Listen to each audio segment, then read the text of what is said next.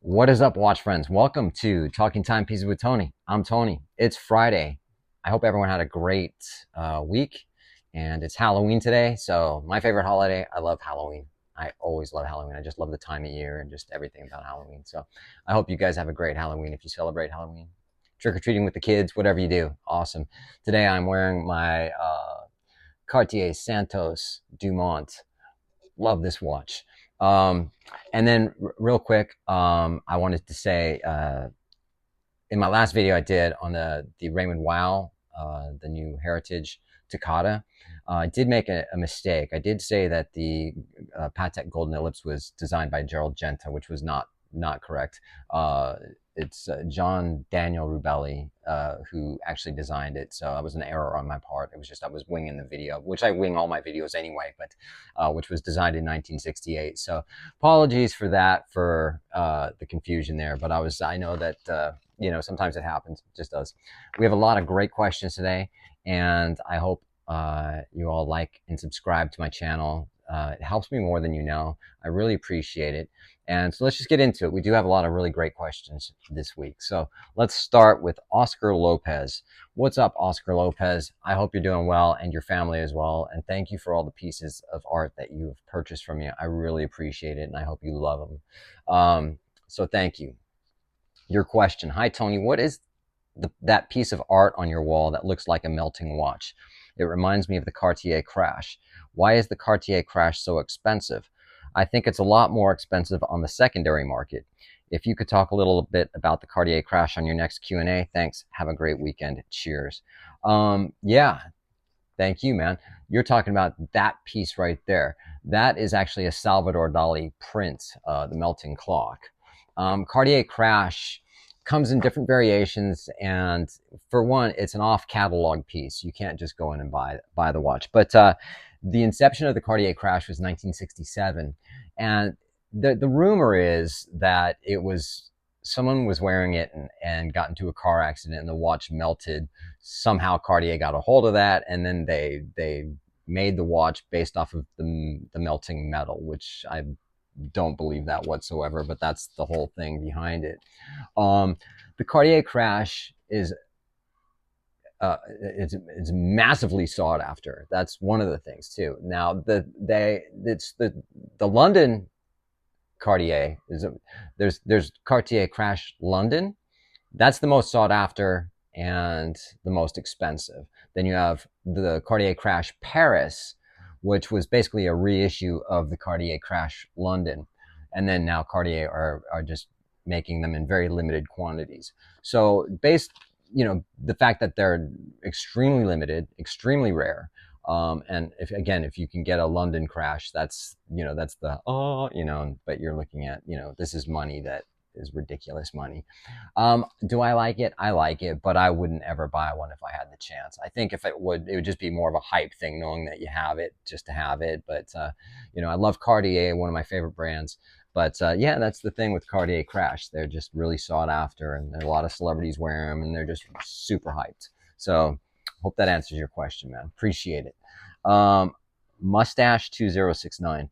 Great video, Tony. Appreciate the weekly videos. Thank you. I appreciate it. I was lucky to get myself a Rolex Explorer 1 36mm reference 124270 as a retirement gift from a local AD this week. Well, congratulations on that, man. That's awesome. I do a lot of surf fishing and was wondering your opinion on leaving on the oyster bracelet or switching to a NATO strap for a little bit of extra protection with the surf hitting the watch. Thanks for any input. No, man. Jeez, keep it on the bracelet. Don't put it on the NATO. That watch is meant to be on that bracelet. Now, keep in mind, if two things. If it was, if Rolex used 316L stainless steel, then I would say, yeah, probably put it on a NATO, right? Because 904 steel, which is Rolex proprietary blend of steel, is more it's more anti-corrosive, so to speak. So for instance, if you have a 316L watch and you go swimming in the ocean, if you don't wash that watch and rinse it off real good, it's conducive to getting corroded and whatever. So you have to really take care of that. Whereas 904 steel is not. You can wear that. You wouldn't even have to rinse it. But I suggest you do anyway, just because you don't want it to have all that salt on it. But no, that's what that watch is for, man. It's a tool watch, you know, whether it's like for explorers or if you're out fishing in the ocean, you know what I mean? Surf fishing, you know, just use that watch for what Rolex intended it to be used for, just like a Submariner if you're diving, you know what I mean? So no, I would recommend keeping it on the oyster bracelet and just enjoy the hell out of it, man. So thanks for your question, appreciate it.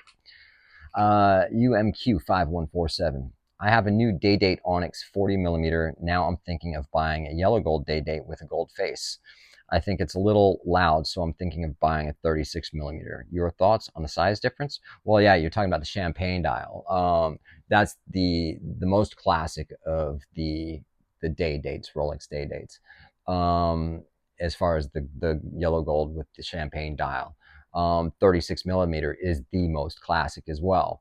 Also depends on the size of your wrist, but if you've got a 40 millimeter and then you're going to a 36 millimeter, that's where I run into problems with myself, because I've got 40 millimeter, you know, Rolex. Now, when I have the Batgirl as opposed to a 36 millimeter Datejust or OP, I don't have a problem going between the two sizes, but going from a 41 millimeter Datejust to a 36 millimeter Datejust is where I kind of ran into like, oh, you know, and I start wearing the 41 and then I think I'll just stick with that. But then when I wear the 36, it feels too small, you know?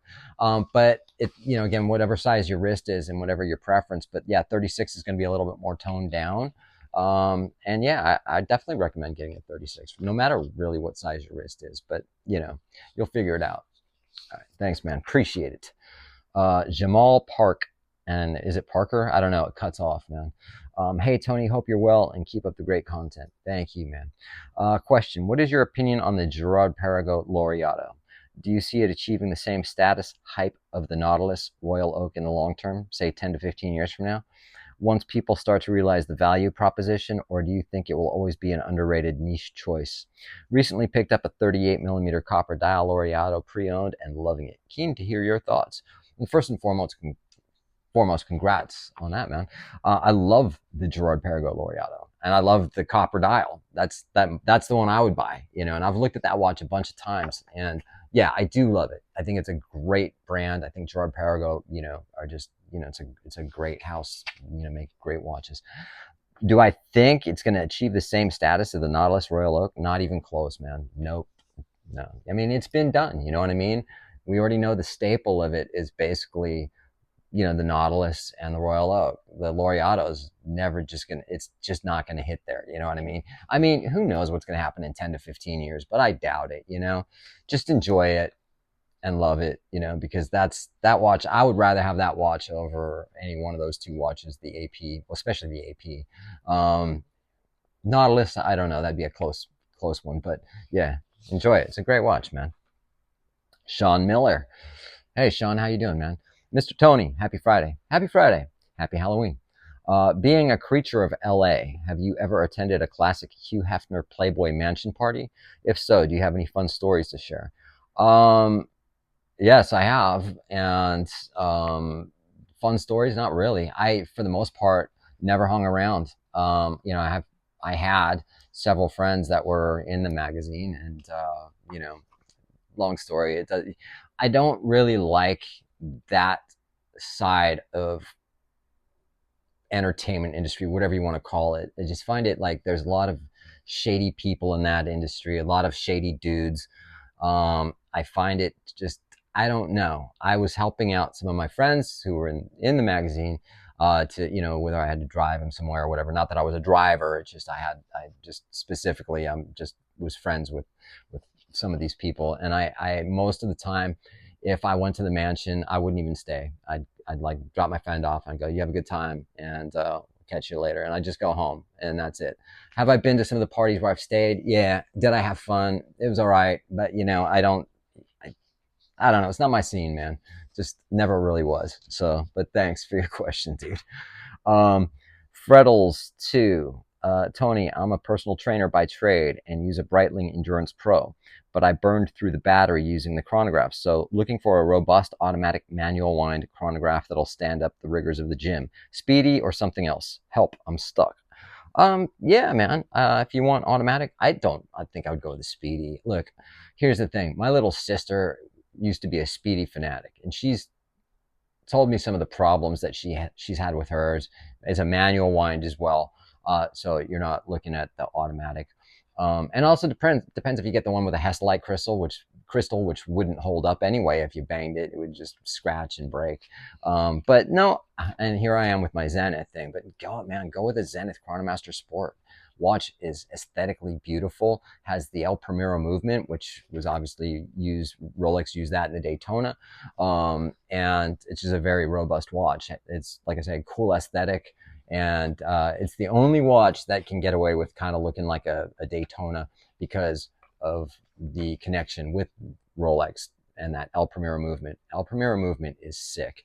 And again, very robust, very reliable.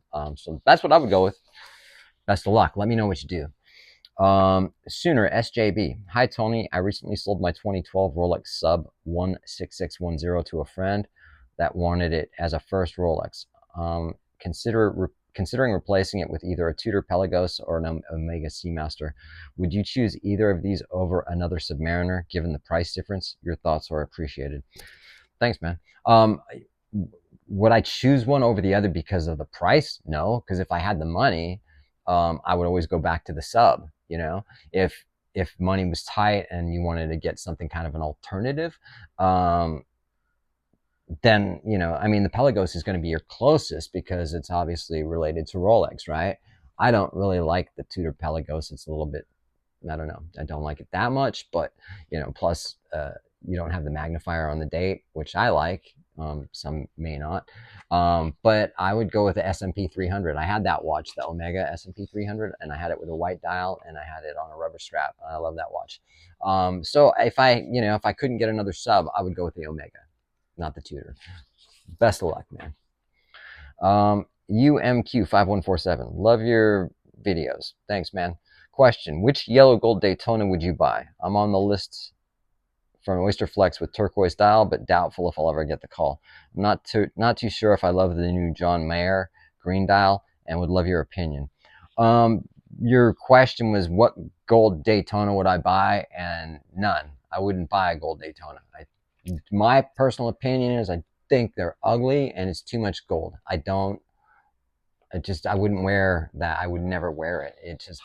They don't appeal to me. I don't care if it's hyped because of John Mayer. I don't give a shit about any of that stuff. So, I mean, good luck with what you go for, but me, I can't really give you an opinion on it because I don't like them. So, thanks, man. Christo7356. Hi, Tony. Love your content. Thank you. I am thinking of getting a second generation Vacheron Overseas 47040 in black. I think it would make a great go anywhere, do anything watch that is nice, but is a bit under the radar. I'm interested if you have any thoughts on the watch and if you think it has the durability to be a long-term daily. I think it definitely has, the durability, and I think it would be a great everyday watch. I'll put a picture. I think I shot one with a blue dial, but that being said, it doesn't matter. It's just, I think, Vacheron just make great watches, and I think that watch would be perfect. You know what I mean? It is under the radar. It's a Vacheron Constantin, which, it's Vacheron. So, absolutely, man. Really nice watch. Best of luck on that. Frank Capolino. You ask me more questions than anyone I've ever seen or known, and it's crazy, man. But I can only take a couple of your questions, really, but thank you, and I appreciate you asking me. But hello, Tony. What do you think about the new Patek Philippe Cube watch? The Cubitus. What do I think of it? I think it was designed by Thierry Stern, president of Patek Philippe, who that company was just handed to him by his father. I think he's completely out of touch and out of touch with reality. I think he's kind of, anyway, about the watch. I've said this before. I mean, basically he came up with this design, that he thought was innovative, and his whole team said, yes, Thierry, this is a great idea. And then he designed the watch, and he was super proud, super happy that he designed the watch, only to realize that he basically designed the Cartier Santos. I mean, I would take a Santos any day over that Cubitus. I don't think it's an ugly watch, really. I mean, I think it's okay. I mean, it's not the most beautiful watch, but it's okay, and it's big. You know, what is it, like 45 millimeters or something? I don't even know, but it's, you know, I've been turned off of Patek Philippe, to be honest with you, because of Thierry Stern's attitude. And to me, he's just like a spoiled guy who got handed a freaking amazing company, and he needs to sort of not do interviews. He should have someone doing interviews on his behalf, because he's not very tactful in the way that he speaks. But thanks, man. Appreciate it. JD Sasso. Hi, Tony. Love the channel. This video is now 2 years old, so just wondering if you still have this OP41 in blue. If so, what are your thoughts on it 2 years later? If not, why did you move on from it? Thanks. That watch was a beautiful watch. I love that watch. I did get rid of it, actually. Once I started going down to 36 millimeters, I just wasn't wearing it. I just thought it was a little big on the wrist, you know? And since I wasn't wearing that particular watch, someone that I know wanted it, and, you know, I don't actively try to sell any watches like that, Rolex, you know, but if I know someone and they're like, oh my God, dude, you're not wearing it, please sell it to me or whatever, then I'm like, yeah, cool, you know. And I think I ended up selling it for under what I paid for, just to help someone out, you know. But it's a great watch. I just happen to like the 36 millimeters now, and so there, yeah, that's why. But thanks, man, appreciate it. Beetlefang, Tony, a question and a comment. Have you ever had a Nomos Ahoy? If so, what do you think about it? I'll just start there. I have not had a Ahoy, and I have tried it on. I mean, it's a nice watch. I don't like the crown guards, though, on it. I mean, I think Nomos make phenomenal watches. I've got 3 of them, but I've not had the Ahoy. But yeah, I mean, if you like it, cool. And then comment, brainstorming channel growth. Do you play chess? No, I do not. You're in LA. Coffee, chess is in LA. Maybe a cameo on them playing a game or checking out some of their watches. Just an idea. No, I just not interested in chess whatsoever. And I don't know where people go to play chess if that's what they do. And also, even if I did, I'm not one of those guys that wants to go up and start talking to someone because they have watches. You know what I mean? It's like, I see people that wear nice watches, and when I do see him, I don't even talk to him. You know, last time I did was quite some time ago. A guy wearing not a root beer, a Pepsi. And I said, hey man, I love the Pepsi, da da da. And he looked down on me and was like, you know, this, you know, and like, how dare you even talk to me when I'm wearing a Rolex Pepsi? And meanwhile, it's like, if you only knew what I had in my collection, dude, but have at it. You know what I mean? But thanks for your input. I appreciate it, man. Another one from Frank Capolino. What's up, Frank? Hello, Tony. What do you think about Piaget watches? Yeah, I love Piaget. I had a Piaget. I had an old vintage Polo, 18 karat white gold. But I do like the Polo. They are very similar to the Nautilus. There's the Antiplano, which is 40 millimeter white gold, which I think is beautiful. And it has a beautiful movement with a micro rotor on it. Super classy dress watch. Dig that watch. I don't like all their watches, but those are the 2 I do like. Thanks, man. Oh, and here's another one from you, man. Hello, Tony. What do you think about the Vacheron Constantin 1921 watch? Not much, man. Don't like that watch at all. It's basically a driver's watch. It's really sort of meant to be on your left wrist. Even if they make a left-handed version, you know, for your right, I don't care. I just don't like the offset and whatever. It's not my style, man. But thanks. George B, and then it cuts off and it's kind of long here. But Tony, enjoy the Q&A very much. Thanks, man. I appreciate it. I've never heard of Beauvais, so I guess I'll be going down that rabbit hole this week. Awesome, man. Question. I've been asking my AD for a bluesy for a couple. Been asking for a bluesy or a couple of others with color on the dial bezel. Found a 2018 bluesy from a jeweler I've dealt with in the past, and I bought it. 10 days after I received it, my AD emailed me and said he had the bluesy for me. For a couple of reasons, I like the newer model movement and wanted to continue my relationship with the AD. I bought the new one too. So you have 2 bluesies, the 2018 and the, okay. They're both great watches, but but different movements and dials. I'll eventually sell one. Which one would you keep? I've made my decision. Just curious what you would think. So you're looking at the 11613 as the 2018, and then the 126613 as the newer reference. You're looking at what the 40 millimeter versus 41 millimeter. The 41 millimeter, sorry, the 40 millimeter on the 2018 probably going to be a little bit more comfortable for me. You've got the 31-35 movement on the 2018, the 32-35 on the 2025. So the difference between those two is the power reserve one. The older one has the 42-hour power reserve. The newer one has a 70-hour power reserve. You've got thinner lugs on the newer one and thicker lugs, a little bit more bulky on the older one. So that being said, I can't speak because I'm not a two-tone guy and I don't really like the bluesy that much, but from what I've had in Rolex, I've had the 124060, which is the modern sub, at 41 millimeters. And I've also had the 14060M, which is the older 2007 reference. And I prefer the 2007 reference because it's more comfortable. And I prefer the size. So it's up to you. You know which one you would sell. I mean, personally, myself, I would probably, I don't know, man. I would keep the new one, 2025, the 1-2 series, because that you want to maintain your relationship with your AD and keep that. So if you go in and you want to get another watch from them, you're wearing the newer iteration of that as opposed to the older one. Yeah, so I would sell the 2018. On that note, you guys, I appreciate you. We'll see you on the next one.